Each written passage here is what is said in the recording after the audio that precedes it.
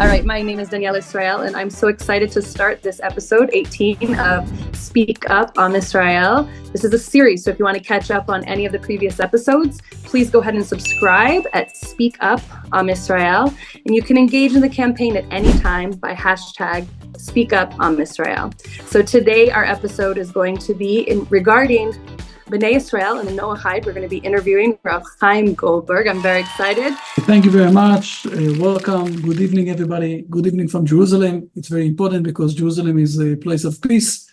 Even though in our days today we are fighting against evil, we're still wishing to have peace all over the world. I'm very excited to be here with everybody. Please, if the Rav would tell us a little bit about your journey and how you ended up working for the World Noahide Center, please. I'm usually worked all of my life almost. I worked as an educator. I was a high school principal for 15 years, Rosh Yeshiva in Israel, and educated people, young people to be, on the path, on the way that God is asking us to do here in Israel, and restoring back the Hebrew nation back in their homeland. Something happened after a few years, something like 10 years ago, something in my personal life that I've decided to do something much more, I will say, with impact, with the education of the world. And since then, I met Rabbi Sherki, and with him, he led us basically for this thing. And since then, we're working all over the world with trying to educate people, to get closer to God, to get connected with the Hebrew nation, and to bring the world to a better place. Amazing. Thank you. So I myself am a convert and spent some time in the Noahide community before that journey. So the Noahide community is very dear to my heart. And I learned actually from the center before conversion and coming through that process. So it was a huge part of my own journey. So I have found a lot of people don't know what a Noahide is or what the Sheva Mitzvot are. I'm surprised even this week at my Shabbat table, people were saying, wait, what's a Noahide? Mazeh. So please tell us, what is that? And what are the Sheva Mitzvot? What does that look like? Okay, this is one of the most amazing things that I think that people don't really realize, especially nowadays, in the modern days, I would say like that. In the ancient days, okay, where the Torah was written down, but was given to us, not written down, was given to us, and we have a lot of text from the ancient days. Most of except for the Hebrew nation, we are the only nation who said that everything started with one person, with Adam. Even his wife came from him. And the meaning of this is that everybody are possible, or there is a possibility of living together, while the rest of the world are saying all the time that they are the most important people and the rest are supposed to be the slaves, or they are the masters for others. So the Hebrew nation is really believing that everybody came from one person. Therefore, we can be all of us brothers together. And God gave basically to Adam 6 mitzvot. Okay, when Noah, he didn't let Adam, by the way, to eat any meat, any animal. When Noah, after the ark, he saved all the animals, so God also gave him the possibility to eat the animals. And then Noah got also another commandment. And those are the most fundamental 7 commandments that we have. And after that, when Moses came, and he gave us the Torah, okay, in Mount Sinai. He didn't give us, God gave us a Torah in Mount Sinai. God gave us the complete, full version of the 613 commandments. But we can look on this in this way. I will say it like that, and this is something maybe a question for later on, but I will say this already now. Yeah. It's like there are all sorts of ways how to transport people from one place to another place. It could be that they will go by foot.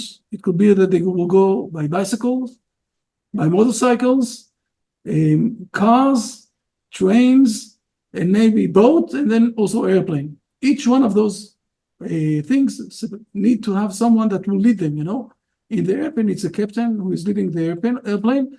In the boat, it's the captain who is leading the boat. The train, we have also the one who is driving the first part of the train. And this way we have, all sorts of different, I will say, skills. Now, we can't say that the pilot on the airplane is a better person than the one who is driving the truck. But each one of them have different skills and different, I will say, tune of what he needs to know. Okay. The Hebrew nation is very tuned with God. So they need to have 613 commandments. The rest of the world, it's enough for them to have the 7 commandments. Now, it's not only 7, by the way. People don't know that in Masechet Chulin. The sages are saying that there are 31 mitzvot. Okay, but we'll speak about this maybe later.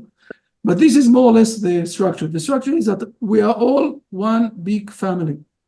And just like the human body, that is the heart, that is very important, and we are working very hard that nothing will damage the heart. And we have also, on the other side, we have the kidneys, and we have the legs, and we have the hands. So we have all sorts of parts, but we are one unit on the same side. The Hebrew nation is the heart of the nations in regarding the connection with God.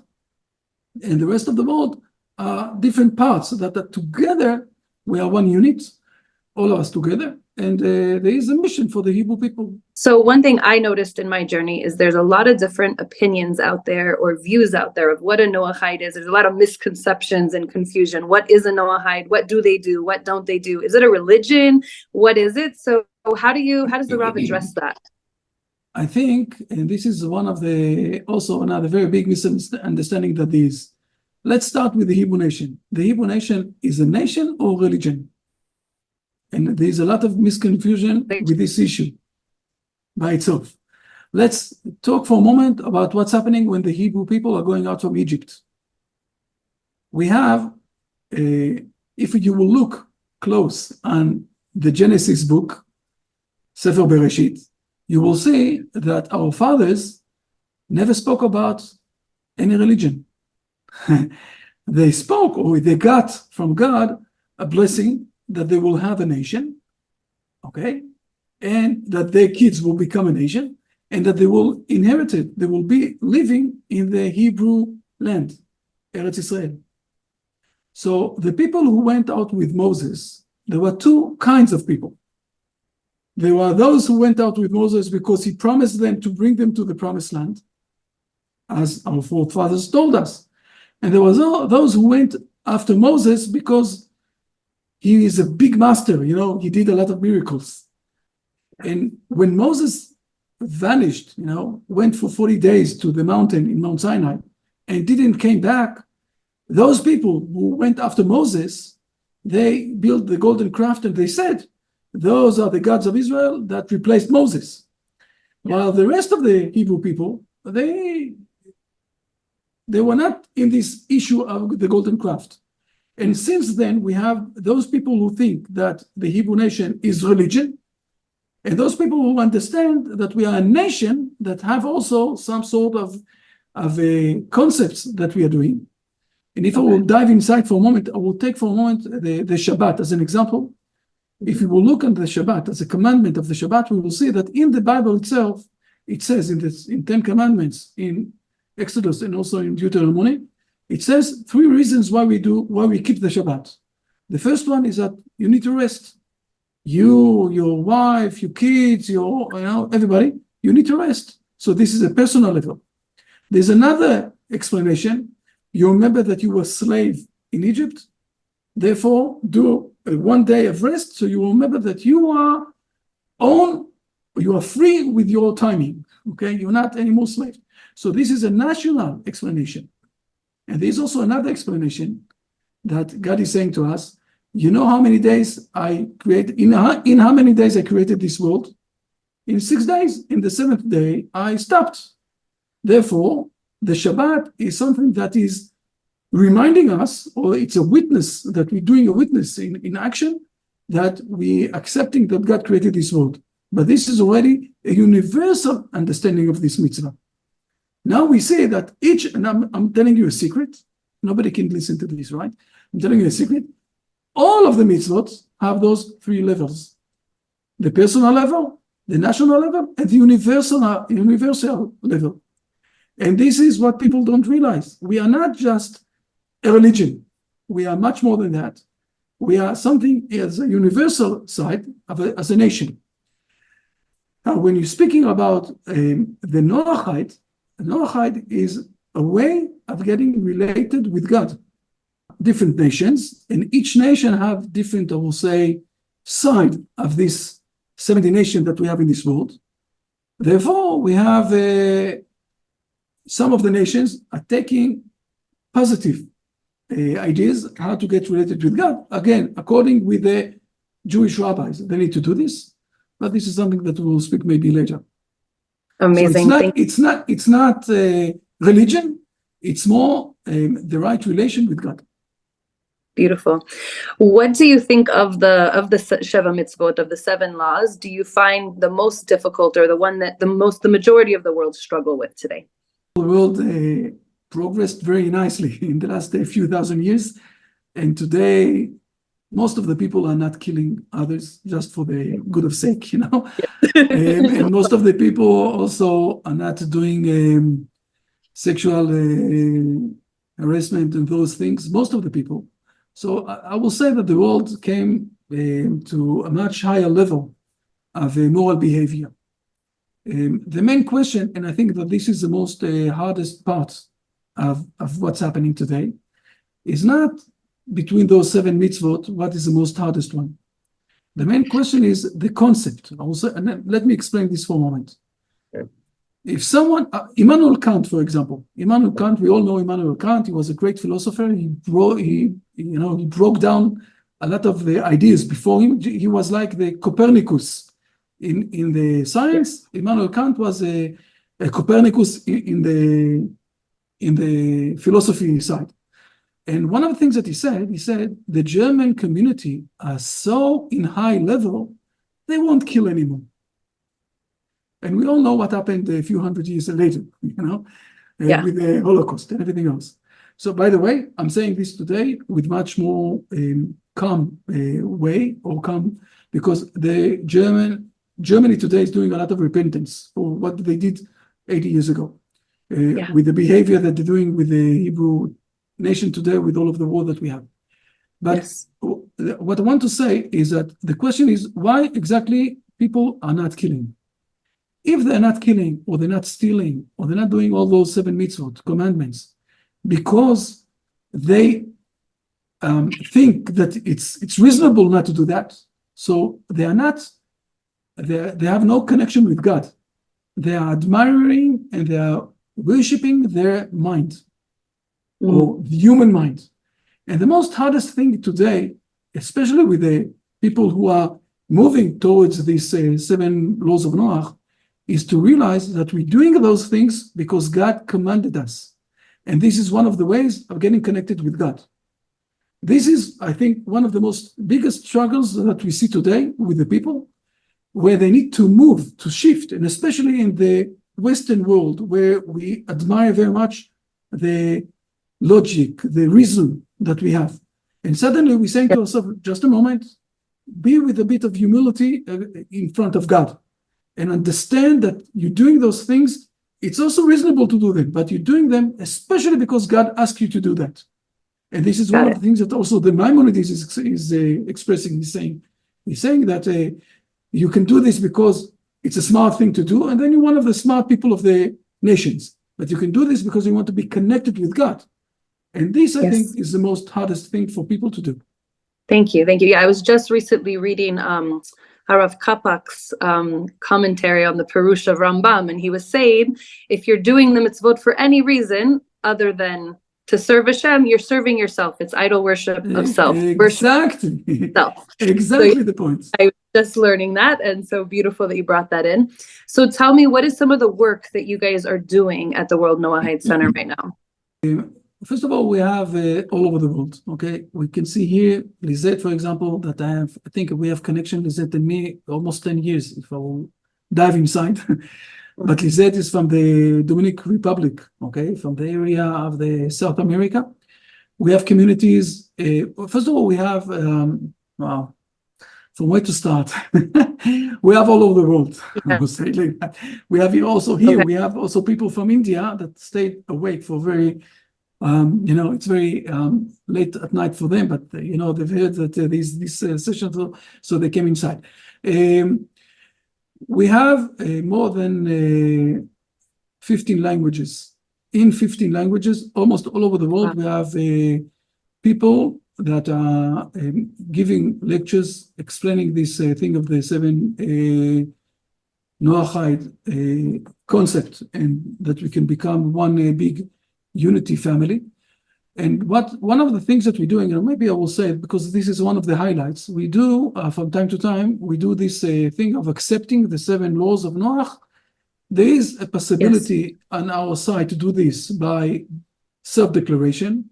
Okay, you're declaring for yourself that you are Noahide, and you're getting a very nice certificate and everything else. It's like what the Ritva said that you're supposed to do.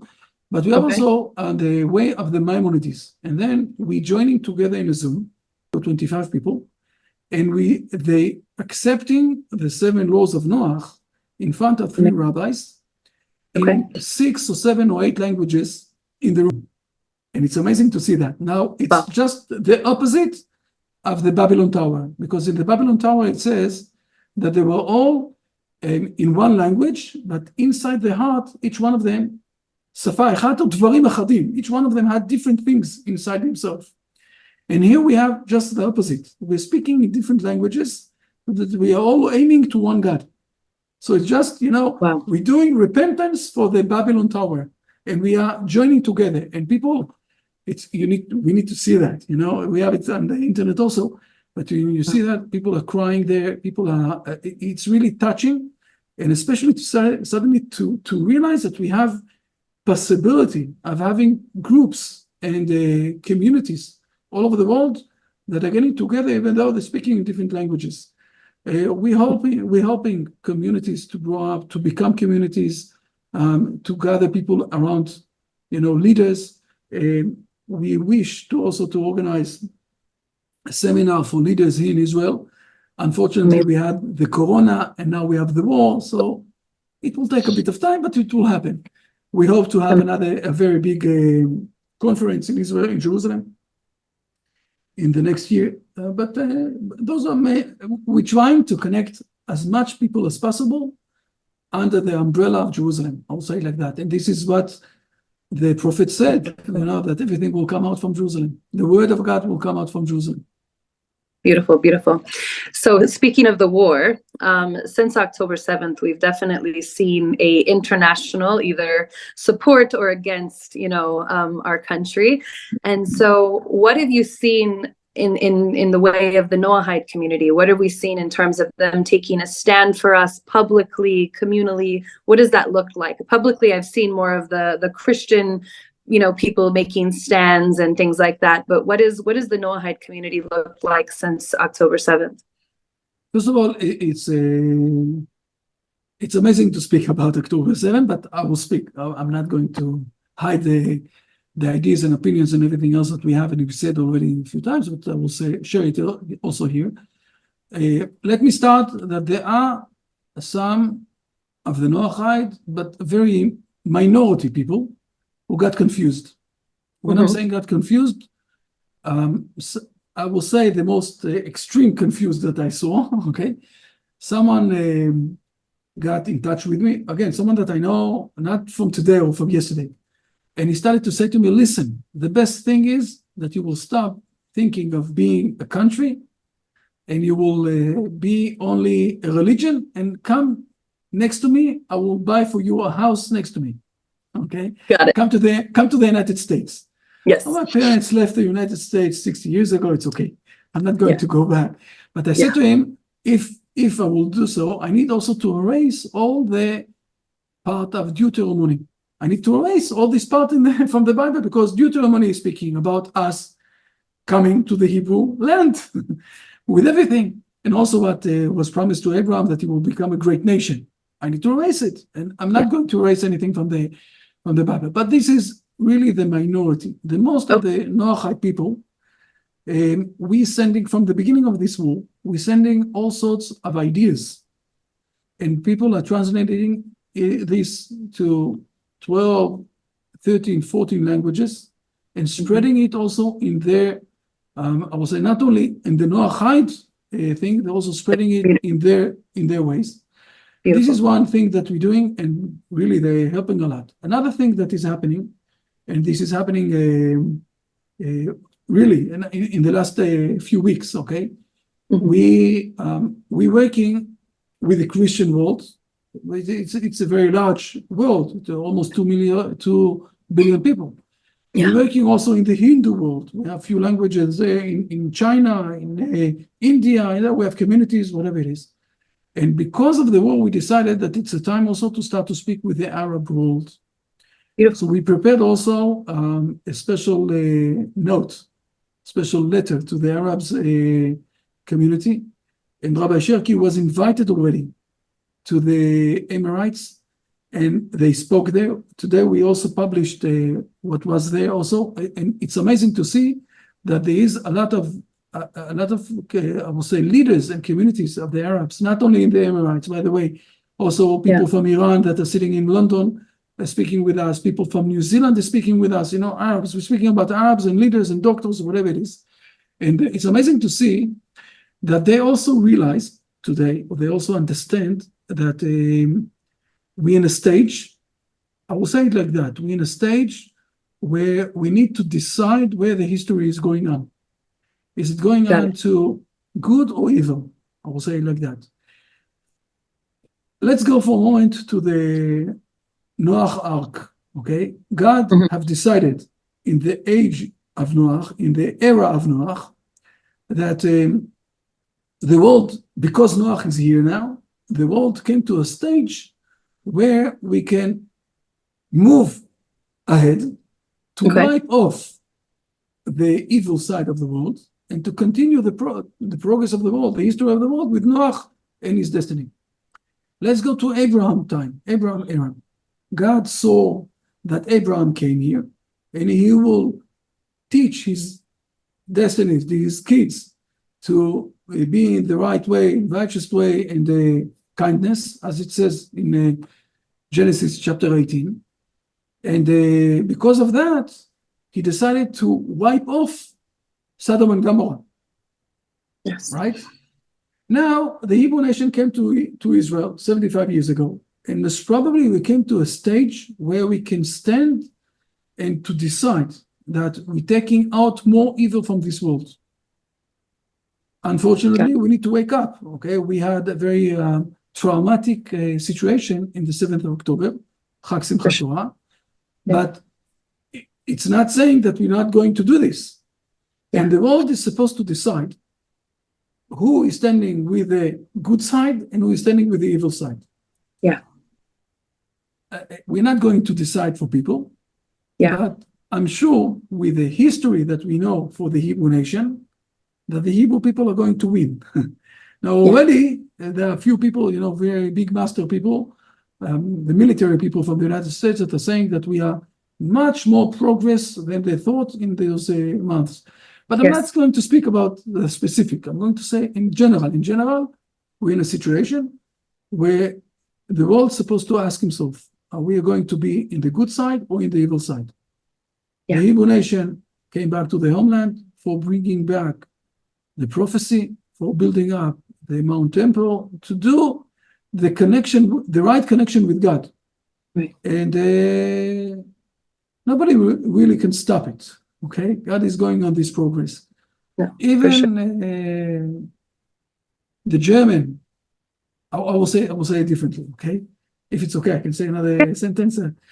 I was in Lithuania 2-3 years ago, and one of the leaders there that invited me, I was also in the parliament in Lithuania, a lot of things there.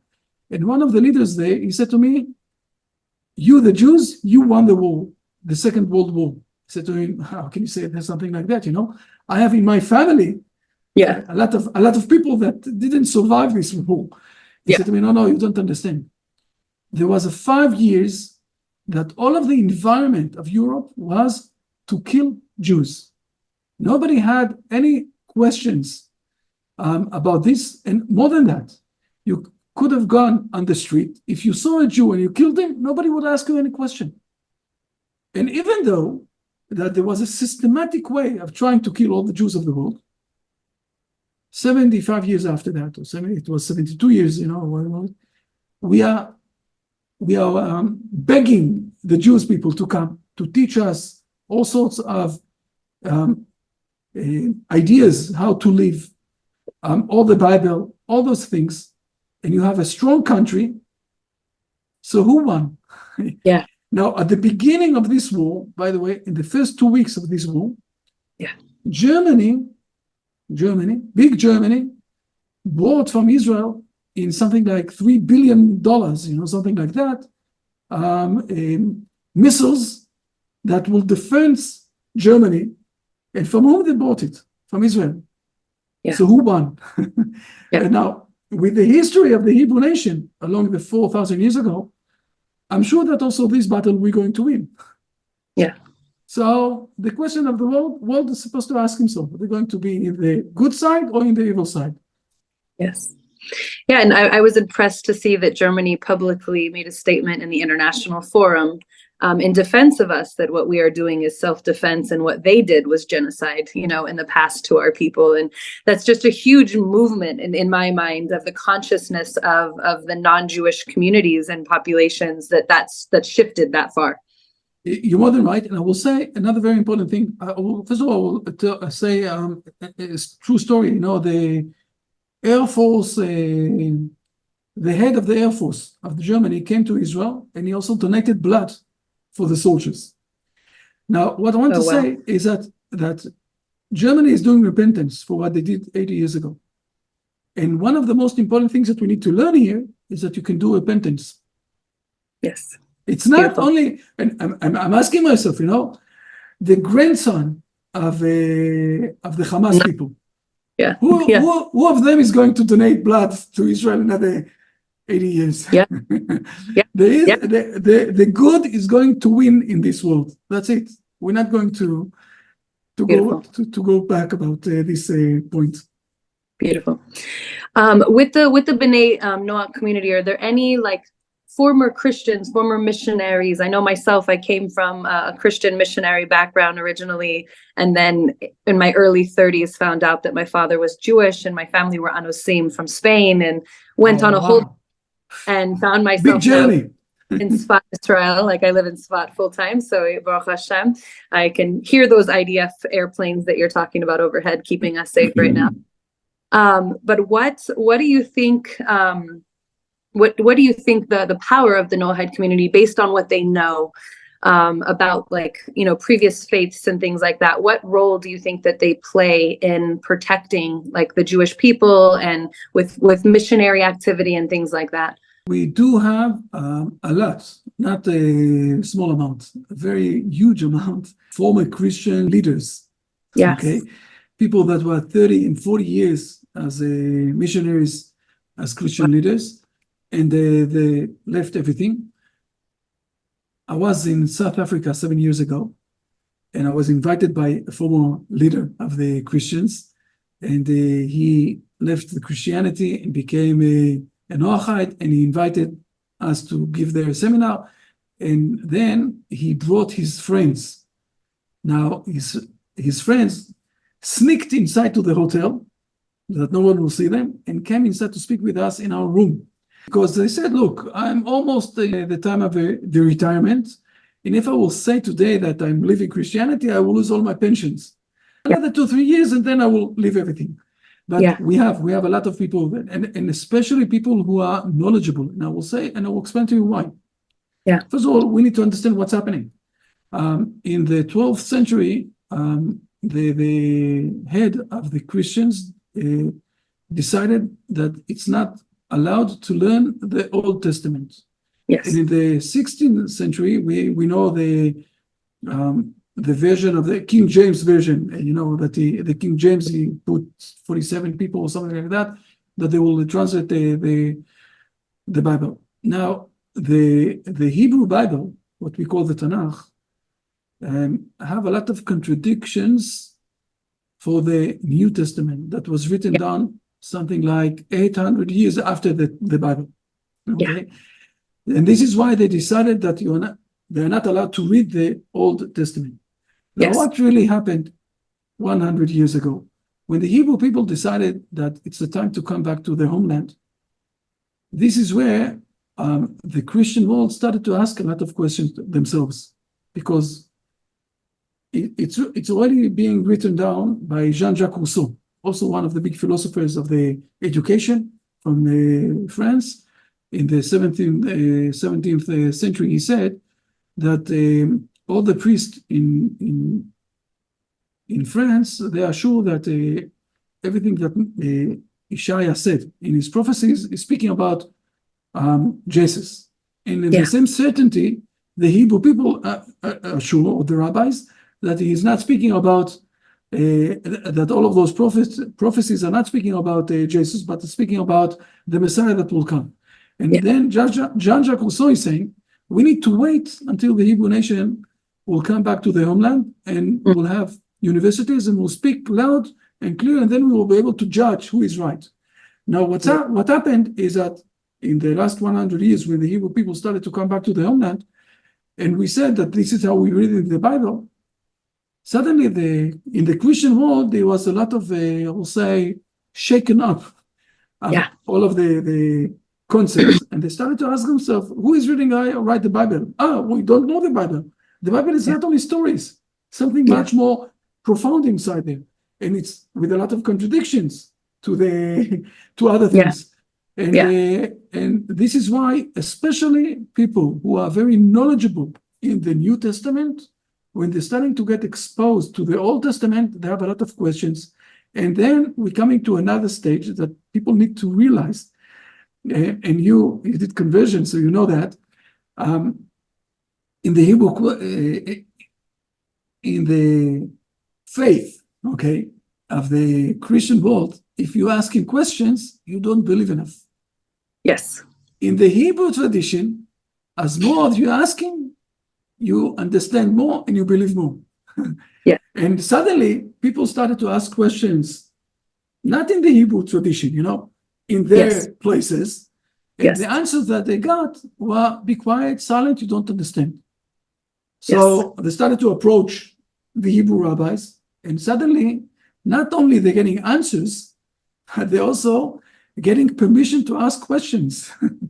Leila Seder, how do we start the Leila Seder? Biggest night that we have in Passover, that we need to ask questions.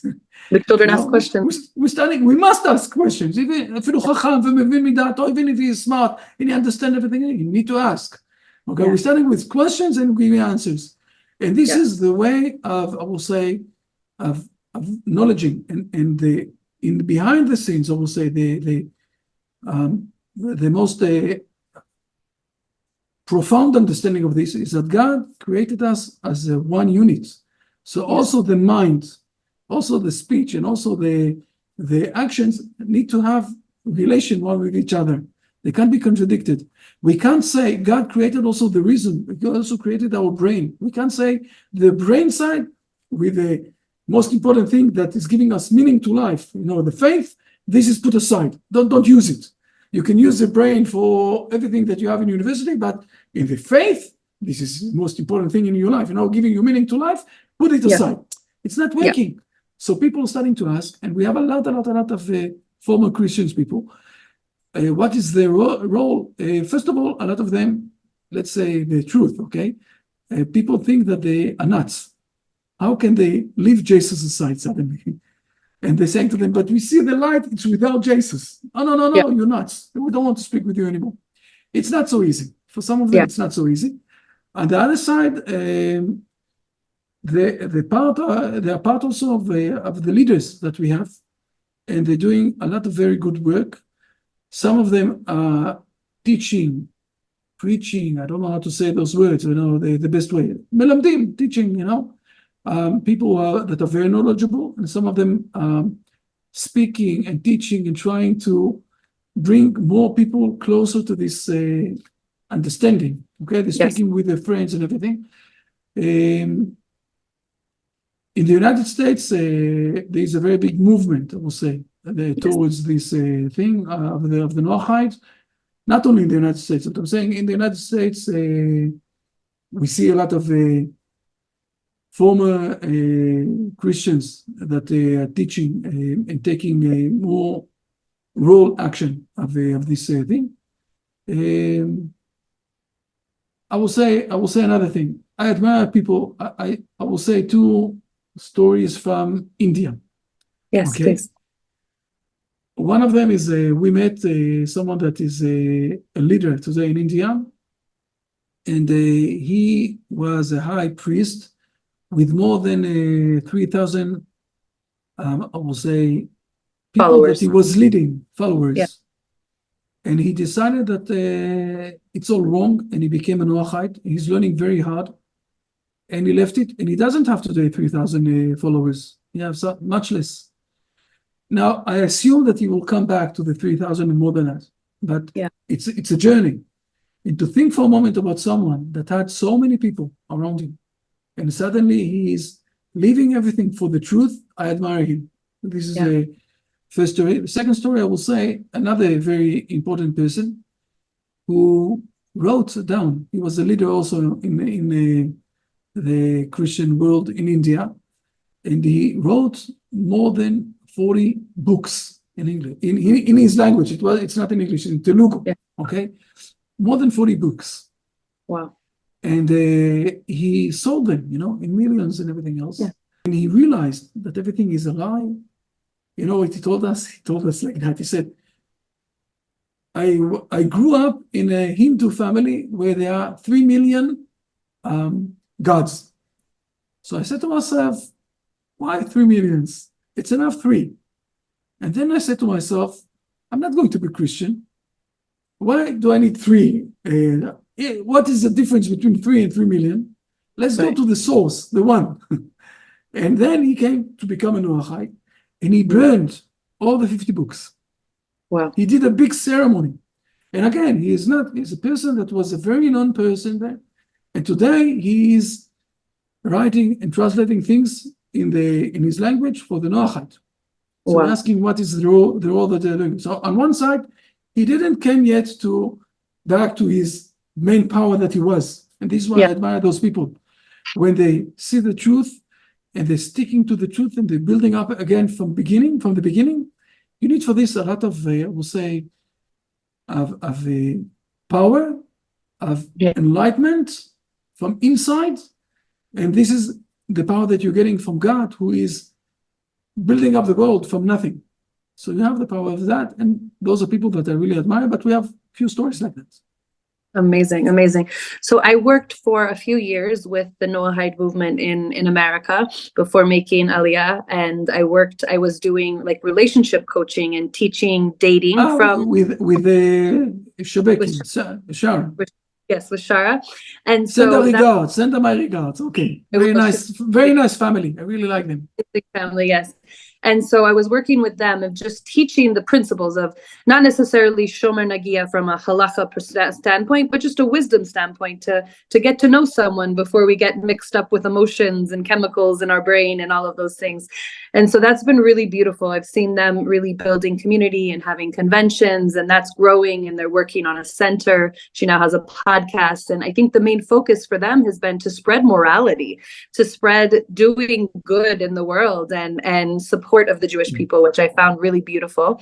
Just a moment. I have a very good story. I have a very good story for that, if it's okay. Yeah. I was in Lithuania also. We gave there also seminars and everything else. And then I met someone there, and he urged me that he really wants to do conversion. Now, he is not like you, that you have, we call this Zera Israel, roots from Hebrew, the Hebrew community. He is not like that. So I said to him, look, for the last 20 years, you're teaching people not from the halachic way, but as you said, from the moral way, teaching people how to behave in the way of the Jewish way of building up relationship. Yeah. And you learned it from rabbis and everything else, but you're not saying to your people in Lithuania that this is what you're doing. Yeah. Now, I saw in the pictures that you also, from time to time, gathering more than 7,000 people in the stadium, and you're teaching them. Wow. You're a big figure there. I said to him, look, let's say, for example, that you're going to do conversion. What will happen? Who is going to speak with the people in Lithuania? They, from their perspective, you cross the lines and they're not going to speak with you anymore. Yeah. And who is going to speak with them? I'm not Lithuanian people. My grandparents, my great-grandparents, they ran away from Lithuania. Yeah. But I don't know the language. I'm not native in Lithuania. You are leader in Lithuania. Yeah. He said to me that I came to him like an angel, I opened his mind. So since then, he likes very much the Hebrew nation. He's coming to visit here and everything else, but he have calmed down with the understanding that his mission is not to become Jewish. His mission is to lead, in his country as part of the 7 Noahide Laws, and as a connection with the Hebrew nation. So I just beautiful. Okay. So I did notice a lot. So when I was doing a support group. I was working with Rabbi Tove Singer and Rav Skovak in helping people emotionally process. I'm a social worker by trade, so I do therapy, and I was helping them grieve the loss of Christianity and what they had believed for most of their life. But I found a lot of missionaries kind of sneaking into those groups and trying to speak. What has been your experience within the Noahide center of missionaries trying to kind of infiltrate or get in? Have you guys experienced any of that? First of all, I will say that Rabbi Tuvia Singer and Rabbi Skobach, we have very good connections. We are working together, we're speaking together, everything else, And also with Sarah Shabeki, we had a lot of connections. I will say like that. We do have from time to time issues, discussions with those people. Mm-hmm. Let me say a principle that we are working very hard, especially us, the rabbis from Jerusalem. Okay, I'll say it like that. There is a way how to fight against the darkness. Yes. And it's not by taking stones and throwing on the darkness. It's by lighting the candles. Beautiful. We are very restricted, I will say it like that. We're not going inside to all sorts of arguments. Okay. If you still believe in Jesus and everything else, usually what I'm saying to people, fine. If you want to learn from us the Torah, the Bible, how we're teaching it, you can come and learn it. Don't try to convince us differently. We're not going to go there. If you bother the people from learning, and you're not going to learn, you're coming to preach us, so we won't let you inside to the room. Yes. But except for that, if you want to learn what we say, you're more than welcome. Yeah. And if you don't want to become a Noahide, it's also okay. Usually what I'm saying, also a bit teasing, the people, saying to him, it's okay, we have patience, your kids or your grandkids, they will become Noahide.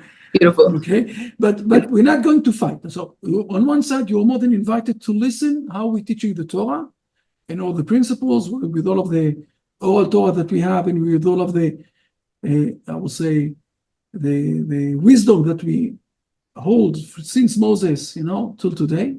They are more than welcome to come and learn. If you want to try to move, to drive people, to start to ask, to start to bother, so don't come inside. But you're more than welcome to come and listen. And we're not going to argue with you. We're not going to convince you. We're not going to, nothing. If you don't want to get to come to this path, it's a path. By the way, this is what, from time to time, I'm giving an example. Lisette, you with us, and I don't know if she's with us. We have people that sometimes they are around us, I'm calling it, 5, 6, 7, 8 years. And only then they're deciding to do the step of doing this pledge. Yes. Yesterday, I got an SMS from someone that I know for the last year. Amazing. Okay, and only now she wants to do the pledge and to come, to come to the next stage. Yeah. So we're not, we're not pushing, we're not forcing people.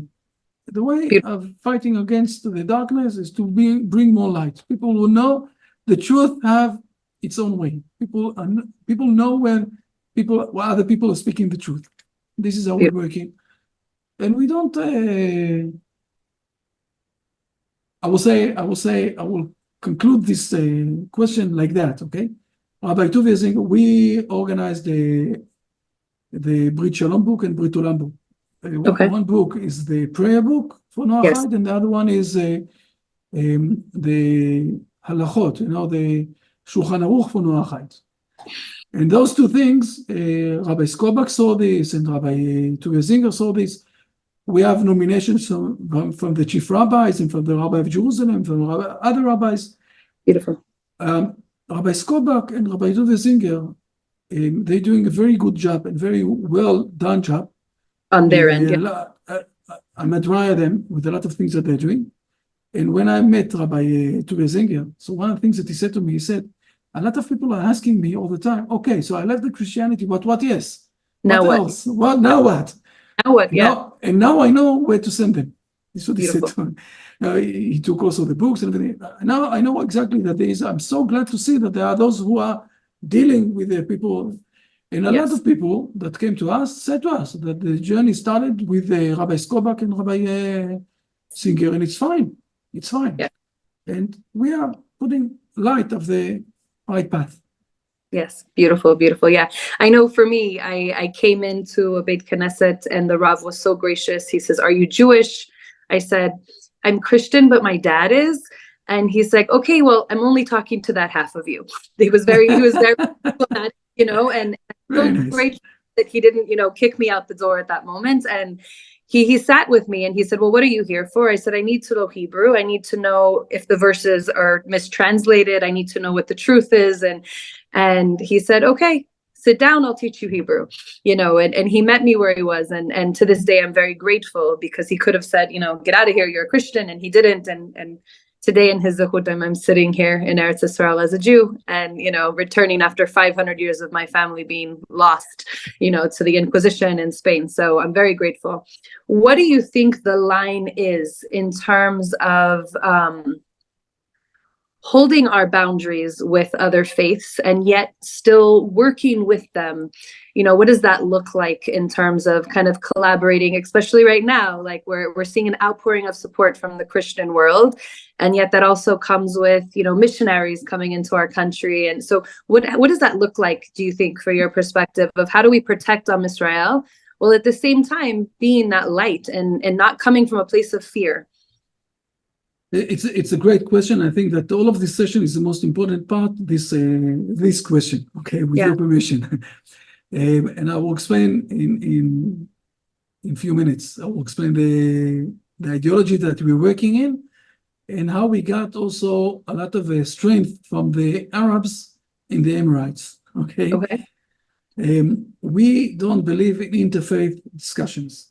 Again, we don't believe in interfaith discussions. And and I will explain that. The Hebrew nation, with all of the respect, the Hebrew nation have another dimension that the rest of the world don't have. And we have the dimension of the prophecy. Now, unfortunately, in the last 24 centuries, we don't have the prophecy. Yeah. On the other side, we have the Kabbalah people, and in Tzfat you know them. We have the Kabbalah people who is preserving some sort of I will say the prophecy. Now, the prophecy is another dimension in this world. It's another dimension. It's like people who see the world in 2 dimensions, but we see in 3 dimensions. The Hebrew nation can see the world in 4 dimensions, not in 3 dimensions only. And because of that, we have what to say to the world. Unfortunately, because we are for the last 2,000 years in exile, we didn't spoke. We were silent, okay? But now that we came back to our homeland, we don't want to have all sorts of meetings that are not moving us to any side, and we're all eating together some sort of vegetables because we don't really know what we're speaking about. Okay. We really believe that we have something to give to the world, and this is our mission, and it's time to give it. Now, this also is bringing effect inside the Hebrew people, because we all know that inside the Hebrew people, there are all sorts of ideas, and some of them believe that we need to listen to what the world have to say to us. And let's bring inside to us all sorts of ideas and values that are not related to the Hebrew nation. And when they will see that a lot of, from the outside of the world, say that we have something to give them, they will start to also to learn and to understand what exactly are the values of the Hebrew nation. when Rabbi Shirky was in the Emirates in the last 2 weeks ago, so one of the things that they told him, stop being, how did they say it? Stop apologize that you here in the Middle East. Yes. Stop apologize. Yes. And all of those, I will say, interfaith discussions are coming from an apologize side. Yes. There is, and we're not there. We have what to say. So we have a lot of times, a lot of big people from the Christian world who are coming to us and saying to us, please, they're a bit more or less begging, okay? Please, let's go back to the first 70 years of the Christianity world where we were brothers. I don't know if you know all the history, but in the first 70 years, we prayed together. You know, the Christianity wasn't, it was one of the... It was a sect. It was a sect. It was a sect inside the Hebrew tradition. Yes. There were 6 sects, and one of them was the Christians. Yes. And we saying to them, no. Since then, there is a differentiation, and the Christian world is supposed to go out from the idolatry. Yes. And the Arab world's supposed to change their war, or the side of the war that they're doing, okay, the jihad side. Yeah. And the Hindu world supposed to change. We have what to say to the world. Yeah. We have what to say to the world, and we are not afraid. Yeah. And the best way of doing this is what we say in Shir HaMa'alot, and I'll quote it in Hebrew, אז יאמרו הגויים, יגדיל השם לעשות עם אלה, יגדיל השם לעשות עמנו, היינו שמחים. Okay? When the world will say that God gave us such a miracle, I will say, situation, we will turn around and we will acknowledge that also. We'll say, hey, he did it to us. And this is what we're doing. Part of the main mission, I will say, of the Noahide community, Noahide World Center, is to bring more and more and more people, and also countries around the world, to acknowledge the miracle that the Hebrew nation did repentance, came back to their homelands. And from this point of view, and that they're also demanding from us to give them values, and then the Hebrew people here will start to realize how much we are miraculously and what we have to give, and we'll start to learn what the Hebrew side is. And this is the best way of also fighting against all the Christian missionary and all those things, because everything is coming from the confusion of people who don't open their eyes to realize what exactly is happening here and how we are reading the Bible and not wrong like others. Right. And I think that comes from, I mean, we've had 2,000 years of hiding. You know, I know my family, they had to hide. My family all the way to the 1800s was killed in Mexico for putting on white shirts, or, you know, any implication that we were Jewish. And I think that is the biggest step we can take as Am Yisrael, is stop apologizing for being Am Yisrael. Like, I think that's where we have to be. We have to step into that. You know, I was actually out of the country at the war when the war started, and I decided to come back, and people are like, what do you mean you're going back? There's a war. And I said, that's home. Like, of course, I know who wins the war. Like, there's no point. I'm going home, you know?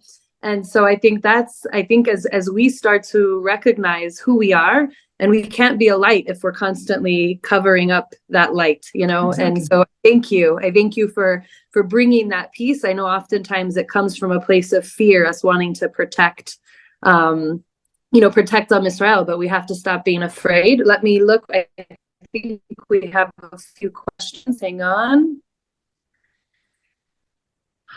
Beautiful question. So, question for the Rav. They want to know if everybody lived, if the entire world essentially they lived by the 7, mitzvot, what would the world look like? What would we see? What would be the difference that we would see manifested if we followed the 7 mitzvot?